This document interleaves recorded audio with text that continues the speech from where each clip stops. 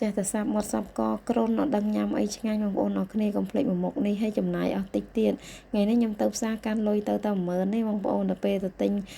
ស្លម្ជូរល្ហុងនេះអស់តែ6500សល់លុយ3500មកផ្ទះទៀតនិយាយទៅមុខម្ហូបមួយមុខនេះគឺធ្វើលឿនឲ្យចំណាយតិចទៀតណាបងប្អូនហើយបានរសជាតិឆ្ងាញ់តែម្ដងបានត្រូវជាមួយនឹងម្ទេសហឹលហឹលអញ្ចឹងទៀតអូយនិយាយពីថាជាតិឆ្ងាញ់មែនទេបានញ៉ាំក្តៅក្តៅហត់បែកញើសខ្ចាយហ្មងបងប្អូនអើយស្វាងចេះហើយមុននឹងស្លហ្នឹងដើររកផ្សំគ្រឿងតាមមុខផ្ទះសិននិយាយទៅនៅមុខផ្ទះខ្ញុំមានបន្លែ2 3ថូហ្នឹងគ្រាន់បានបេះស្លរាល់ថ្ងៃដែរគិតទៅបើសិនជាមានដីធំវិញមិនខ្វះបន្លែហូបទេបងប្អូនតែដោយសារតែយើងអត់មានដីមានដាំនៅថូអញ្ចឹងឯងគ្រាន់បានបេះញ៉ាំរាល់ថ្ងៃពេលខ្លះបើសិនជាយើងចំណាយ500 1000ទៅទិញ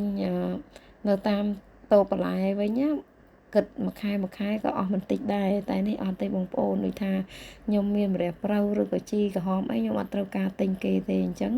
យើងអាចសល់លុយដែរបើសិនជាយើងគិតសំចៃបងប្អូនតាមពិតទៅខ្ញុំជាមនុស្សដែលថាចូលចិត្តដាំដំណាំបងប្អូនតែដោយសារតែយើងអត់មានដីធំដាំគេអញ្ចឹងមានតែដាំតាមថូនឹងឯងតែបើសិនជាបានដីធំដាំគេវិញมันខ្វះរបស់ហូបទេមើលទៅហើយល្ហុងនេះទិញមកពីផ្សារហ្នឹងអ្នកលក់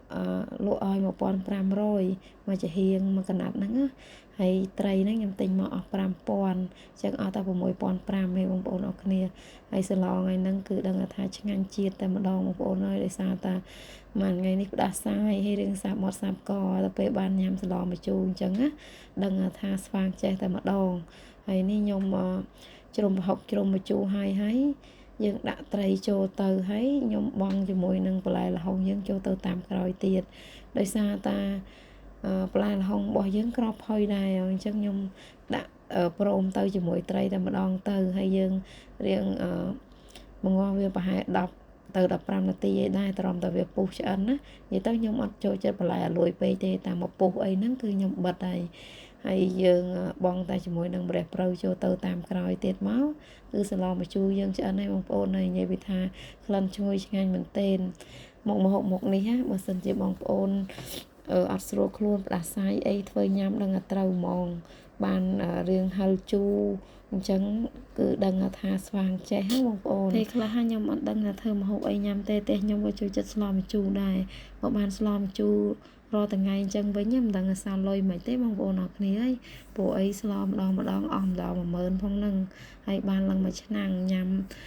មួយពេលហ្នឹងគឺគ្រប់មួយល្មមតែម្ដងហើយបើថាយើងញ៉ាំបានរាល់ថ្ងៃវិញនឹងអសល់លុយហើយមកទៅអានេះបន្ទាប់ពីឆ្អិនហើយយើងដួសដាក់ចានមកញ៉ាំក្តៅអញ្ចឹងទៀតណាអូយនិយាយថាជាតិឆ្ងាញ់មែនទែននិយាយទៅអានេះយើងញិចម្ទេសទឹកត្រីអីហ្នឹងថែមទៀតក៏ឆ្ងាញ់ដែរ